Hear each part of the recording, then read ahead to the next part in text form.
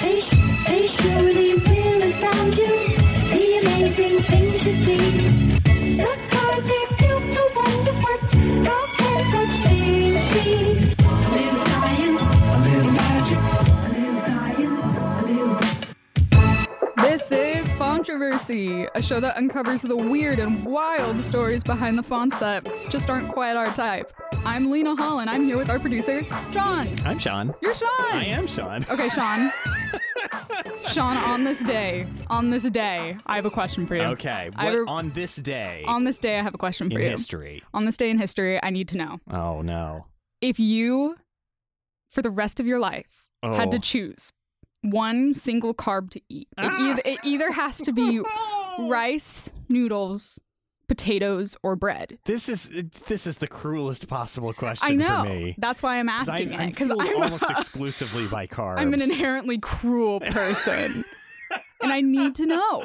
You can only choose one for the rest of your life. Well, it's got to be bread is the problem because Okay. the bread encompasses so many of the Bread things that I encompasses eat, a lot. which is the muffin every single morning that my body needs, that my body craves. What kind of muffin? A blueberry muffin. A blueberry muffin's very good. Yeah, it's extremely good. I love- And yet Portland seems to be so confident that there's other options for muffins. Zucchini muffins, no. I do enjoy a zucchini muffin, but blueberry muffin is just like, I would say S tier muffin. Like, specifically, even like the Costco blueberry muffins. That's the that thing. have the like really thick things of sugar on it. Like, so good. A zucchini muffin, you got to work really hard to make that work. Yes. Blueberry muffin, baseline, pretty good. Even if bad blueberry muffin's gonna be a good muffin in general. Exactly. I feel like I'm a rice person. Really? I might, or maybe You're probably noodles. inherently healthier than me.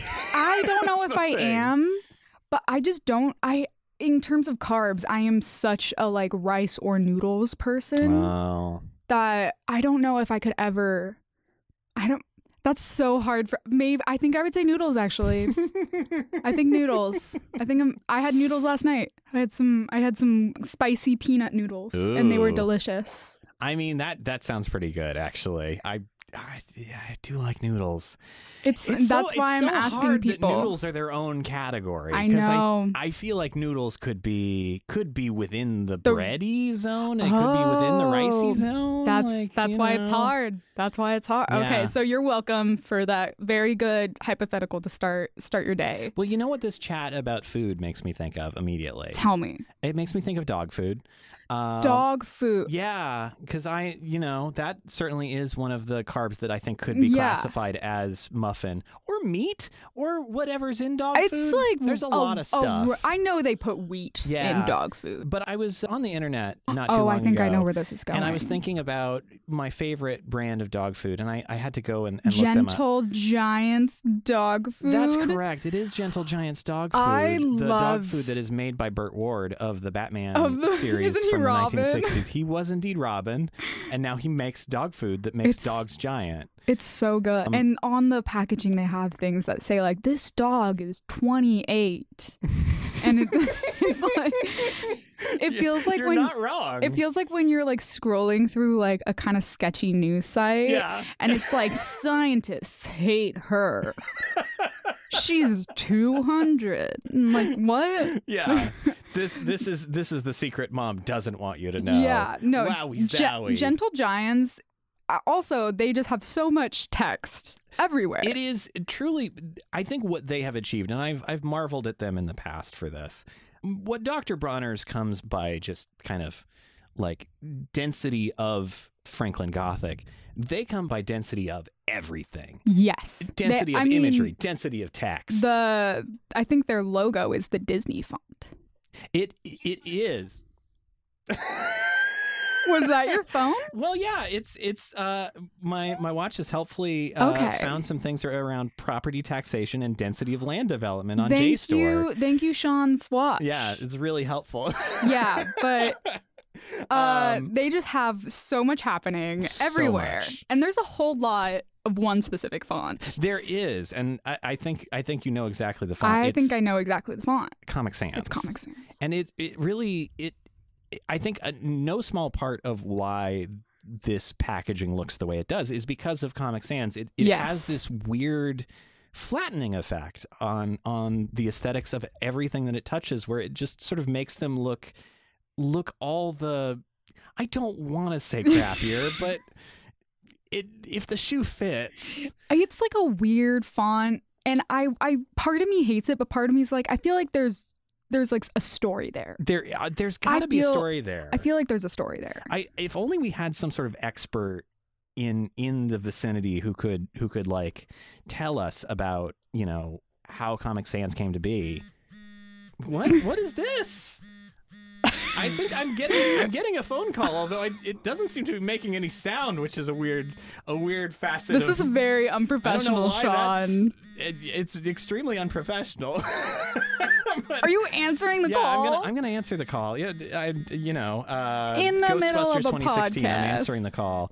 Hello, who's this? Oh, it's Charlie Brown's teacher. Oh, hi. Oh, wow. Yeah. Oh, it's actually Whitney. It's one of my students, Whitney. You. Now hold on. You are telling me that you are actually an expert in Comic Sans? Wow, that's very emphatic. Okay. I mean, I guess we are. I know this seems unprofessional, but like we are recording a podcast, and we do have an established open door policy. Yes. So all right. I guess we can make space for you. Why don't you? What's that? You're right outside. You're right outside the studio right now. Well, I guess you could come right on in then. Whitney Griffith, everybody, come on in, Whitney. Hello. Studio applause. Oh, what an entrance. Wow, it's a good thing we got that applause machine. Yeah. Oh, secondhand from The Big Bang Theory. Wow. They don't need it anymore. What a steal. Yeah. Do they? You know, Fire sale. I've never seen it, but do they use like live studio audience on Young Sheldon? I think Young Sheldon. Ooh, that's a good question. Because Young I've never Sheldon is watched like a it. single camera. I think. I don't Oh. think. Yeah, that's my didn't know understanding of that. the Young Sheldon experience. Honestly, I don't know what you're talking about. but Young I'm here for it. Young Sheldon is like the prequel sequel to Big Bang Theory, but it's Oh, about Sheldon yes. as young. He's Hence Sheldon, young but Sheldon. POV Sheldon in is Smallland. young. Although that show's now been on the air long enough that I'm not sure Sheldon is young anymore. compared Sheldon to... just got his PhD actually, and is off living in Name, location, place, location here. he lives in Reykjavik. Reykjavik. Wow. In Iceland. I'm so proud of him, you know? I'm glad that he's setting out on his own. Yeah. I just hope he doesn't descend into like living with a bunch of roommates and then Oh. because that's just And there's no way they're that's all not just just like kind of hijinks. mean to Yeah. him. Yeah, and they've been living together way too long at a certain point, and it starts to feel like are you just And he treading also- water in your yeah. life? He has a really cool girlfriend, Yeah. and maybe he should just like not live with these kind of mean roommates anymore. Yeah, but you know Yeah. Sheldon, he's torn about that. You know, he can't just abandon his roommates. Yeah, that is the thing. Have you ever watched like there's YouTube videos of people who've extracted the laugh track from like Friends? And it's just like It's them without the laugh. Yeah, and it's just crazy. cruel. It's just so like they're creepy. just constantly dunking on each other Yeah. in ways that are not Because very when there's no nice. laugh, you're like, oh, this is so mean. Oh, that's And then hilarious. there's just dead silence after everything that they say for long. What a wild era in television. Truly, truly strange. Very. But Speaking of Yeah. Comic Sans, Did someone say Comic Sans? place the like Inception sound, like the Yeah, I have thoughts on Comic Sans. Tell me your thoughts with yeah. Comic Sans, a questionable typeface. Yes. Yeah, I would Yes. say so. I And would it say seems so. questionable. Would you call it controversial? Because I would. I would. In fact, I would even call it Fontroversial. Controversial. Oh my gosh. Can I plug Fontroversy right now?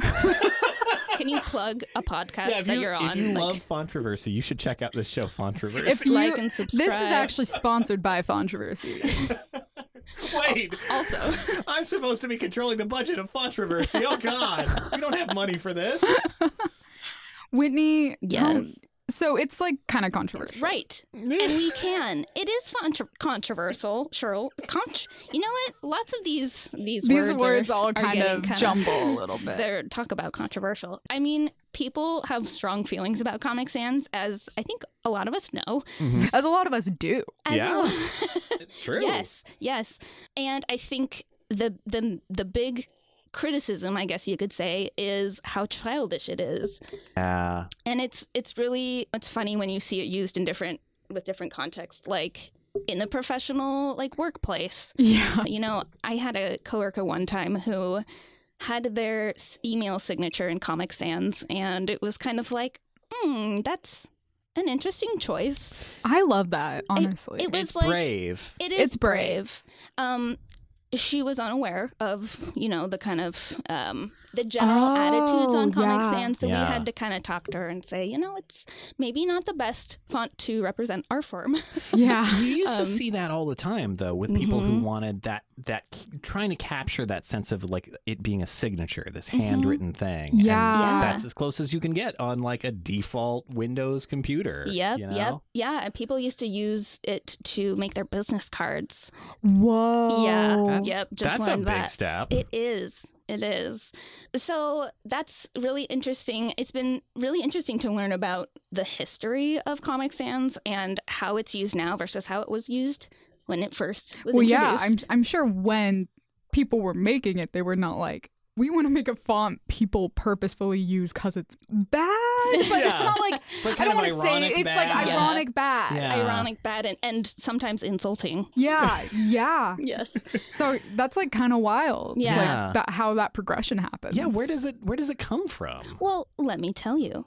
So Comic Sans was first designed by Vincent Conner, who actually developed it for Microsoft. So he was a Microsoft designer, and he joined Microsoft in '93 after working as a typographic engineer at CompuGraphic. Oh, interesting. Yeah. So Would he it he probably would have been digitizing old like cold type. I was gonna say, what is that? And you just answered my question. That's my guess. I mean, I love that having would a make Briar teacher. could probably sense. tell you that. For Dang, real. teacher Sean. Teacher Sean. I'm so Bless good your at heart. teaching. You're so good.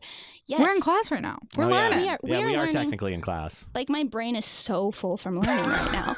It's so full. No, but honestly, I've learned a lot it's really genuinely interesting about Comic Sans. And in 1994, he worked on this typeface that was meant to be launched with Microsoft Bob.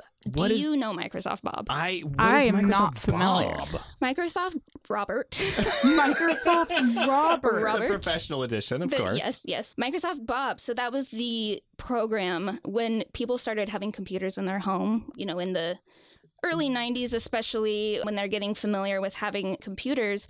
There was this screen when you logged on that was kind of like, computers aren't scary. Look, this belongs in your home. And there was the library, bookshelves in the background, a fireplace. It was like this Oh. illustrated Like cozy. scene. Yeah, cozy. There was an armchair. Wait, so your workplace is like a cartoon version of a workplace on your computer?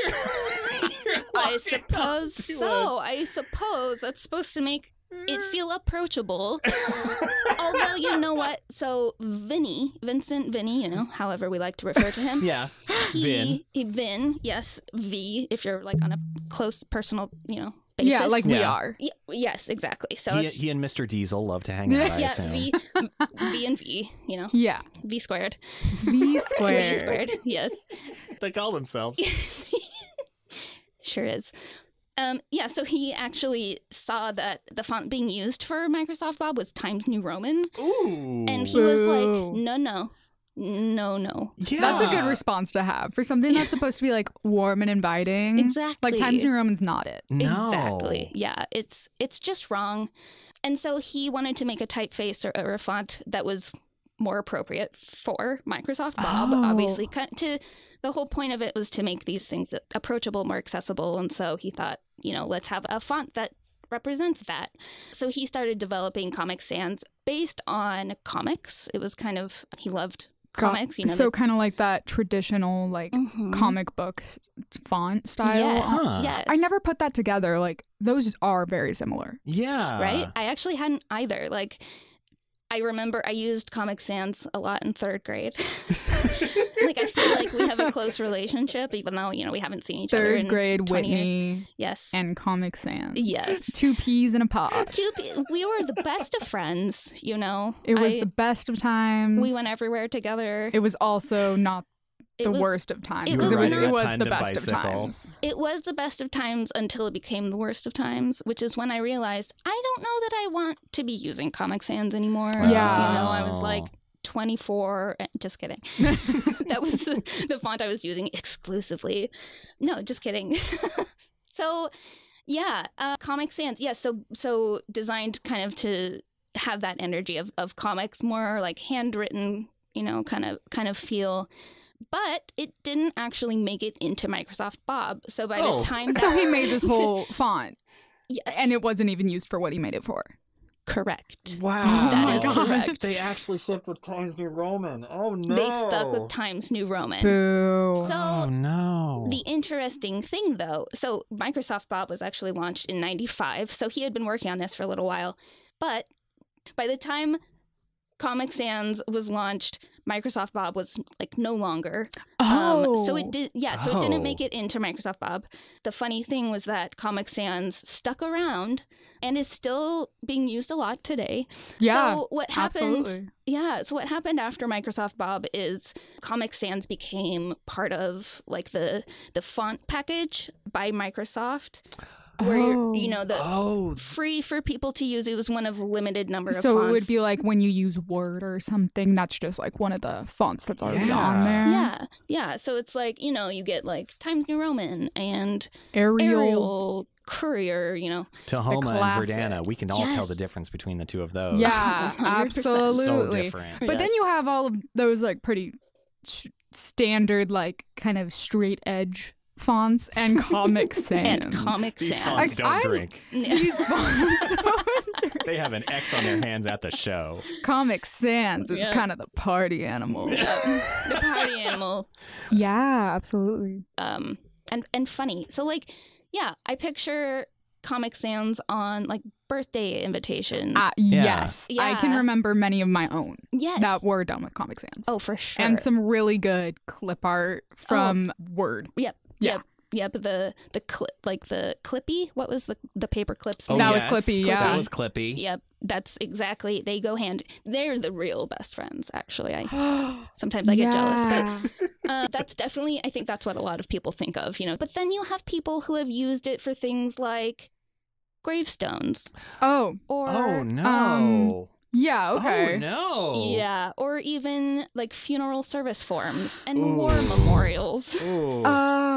Whitney, Whitney, you've passed us some pictures here Yep. of all three of these great things. They're real. They exist. They really are. One of these legitimately looks photoshopped.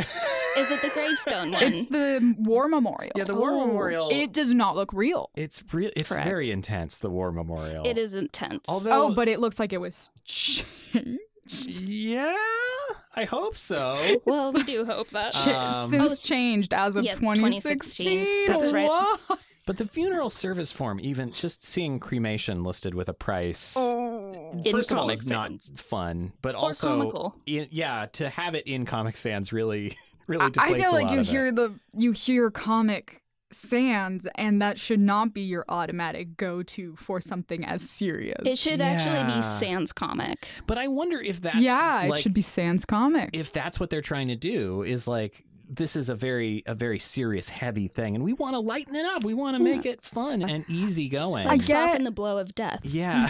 Yeah, because you can do that. Yeah. Well, so, I appreciate people's creativity. I don't know.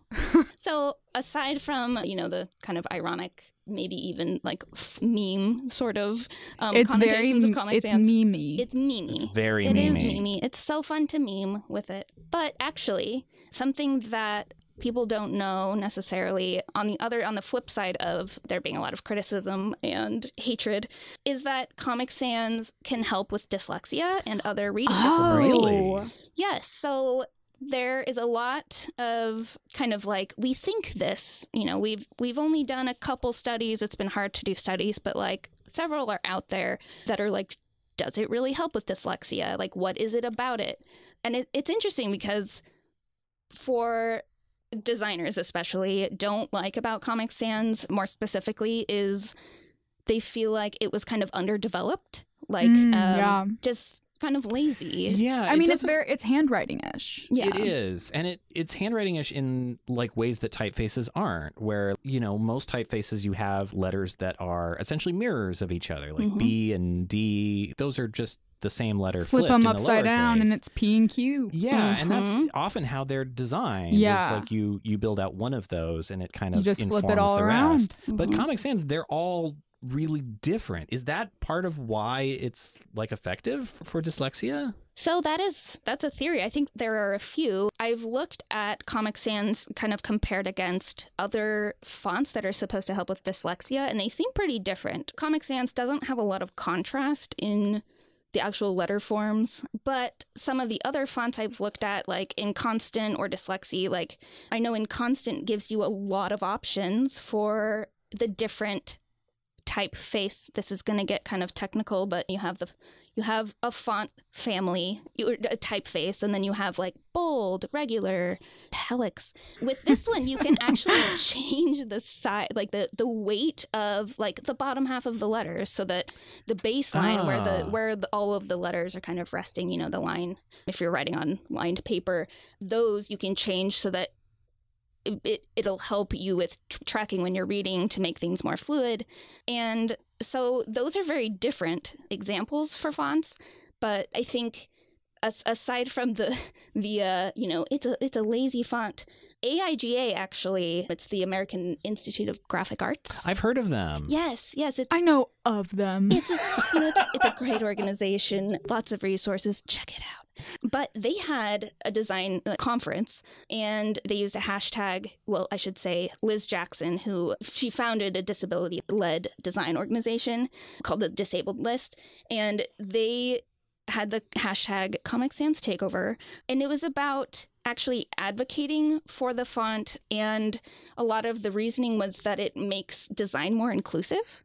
They're pushing for a more inclusive design mindset, which is actually exactly what she said. So it's about reflecting the realities of people, which is really, really That's cool. just cool. Yeah. Yeah. I love that. Yeah, because it's more than just like, well, you know, it might help people read. It's like, no, it means more than this, you know, making things more accessible and really influencing how people learn. Like, are they using it in their reading materials in school, or, you know, whatever it is, let's not discount the look of the typeface as much as we might the others as designers, especially. Yeah, absolutely. Like, I definitely remember a lot of teachers using Comic Sans, and it was just so inviting. Mm-hmm. I feel like it could be a really good resource for just encouraging that kind of thing. Like, Yeah. just fun. Let it be fun. Yeah, just you do you, everyone. Yeah. You Yeah. do It can you. be, it can be fun, but it can also increase access. And that's like kind of a special kismet to bring together. Not a lot of things can claim that they do that. No. Which is Yeah. just so neat that something that we kind of poke fun at has so much depth. Yeah. I think when I started doing design, I was like, why have I seen Comic Sans in the recent history? This doesn't belong. But yeah, I do think that's really interesting, and really, to me, is really cool that it's, you know, encouraging people to use different things that will help them learn. Like, yeah. you can cater, or you can create your own system, if you will. So that is one really interesting thing that I learned. I feel so enlightened. Yeah, I do Yeah, too. I I- mean, I know we started this episode kind of treating Comic Sans as a joke, which I think is often where it sits Yeah, in it people's mind, definitely especially is. designers who Yeah. maybe have when some they, judgment when they around use it. it's like always ironic. Yeah, but, exactly. like knowing that there is a real legitimate use, and because it's everywhere, it can actually help people, you know, with one of the most widespread reading disabilities that there is. Like, Mhm. that's huge. Yeah, it really is. It's funny, one other study I read about a little bit, and also I have a team of researchers who have worked on this that have a lot of information here. And it's so great. Like, it's been really great. I was thinking, like, Comic Sans is going to be fun, goofy, ridiculous, which it is. Yeah. But yeah, there's a lot of depth to it. Yeah, After- honestly. Yeah, my mind feels totally changed, Whitney. I feel so like much clearer about it because I myself have used Comic Sans as like a jokey kind of thing. Yeah. Recently. Really? I was pandering to a video game company to give me free resources in the game, See, and I did that with Comic That's Sans. Did it brilliant. work? No, Oh. but I'm gonna keep still brilliant. trying. Keep at it. That's what we like to hear. Yeah. Yeah. It is the font that they use in the game. So Oh. I think it's just apt. Thank you, Comic Sans. Thank you, Comic Sans. I don't know so why much. when you said apt, I'm imagining the word app, but in air It's apt. quotes. Yes, And then just a T stuck at the end. apt. Apt is a Apt. word, isn't it? It is actually. Oh, a word. okay. And For Yeah. a second, I thought I made it up. No. I was kind of where Sean was on that one, honestly, and I was like, I apt that. Like, is it a verb? You know, you could apt that. Planet of the Apps. Oh, Pla- no. The That's a new- Yes, real show that's that my Apple favorite- made, everybody. That's my favorite. Apple show. thought that was a great idea to make that show. Lena just has a look of horror. Is that real? Do you It's mean a an real apple? show. Oh, No. That's the first Apple produced show pre-Apple TV. They made a show called Planet of the Apps, which is a reality show about developing apps. Oh my god. Which is truly an unimaginable piece of media. Yeah. So one last thing that I feel like is really rounds this out nicely is that there were designers it was a married couple actually, and they supposedly bonded over their hate of Comic Sans. Oh. Which, not to kind of bring this back to a place of, mockingness, but it is kind of ironic to me because they came up with a designed manifesto about how much they hate Comic Sans. They say ban Comic Sans. That's kind of their Oh my thing. God. Yeah, that was a big energy around 2010-ish. Yes. Yeah. Yes. And so their website has all this stuff, and they have merch. So you can buy a Ban Comic Sans t-shirt or bumper sticker or hat or That's mug. so fun. All of these things, which irony is great. Yeah. You know. And, so good. It's and so they're, good. in a way, Comic Sans brought them together. So from their hate came love. And money, I'm sure. Yeah, well, yeah. Wow. I'm sure they were able to make a profit. Which I good for feel them. like today from my hate came love of Comic Sans. today from your hate is no longer. My hate is no longer. I Hate feel has so turned happy into for you. love. Oh no. That's what the we strive evil to do emperor here at will be so Fontroversy. sad. Thank you so much, Whitney. Yeah, thank Oh my you, God. Whitney. Oh my God. It's so Thank you lucky for you happen to having be. You just were Calling outside. and I know. Oh my outside. god. I was like, I'm gonna call Sean. I have things to say, and wow, Yeah. Look at I'm that. getting some Comic Sans vibes. Yeah, I'm really so happy. good. Happy you had me. Thank you so much.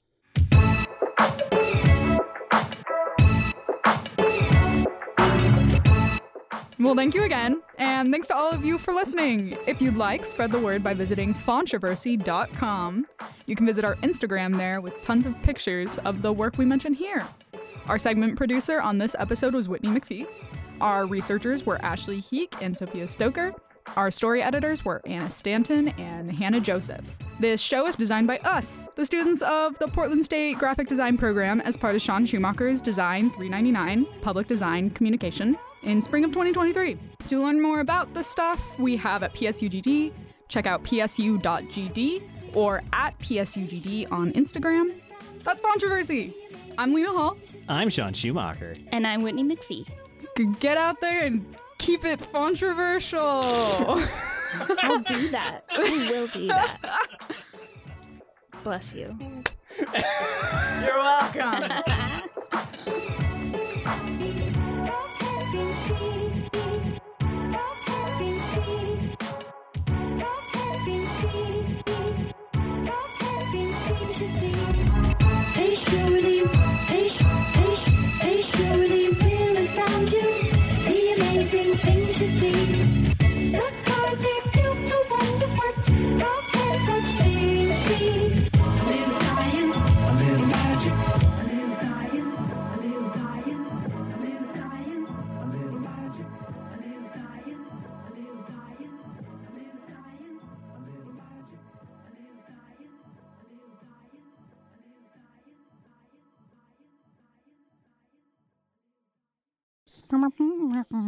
Oh, it's Charlie Brown's teacher. Oh, hi.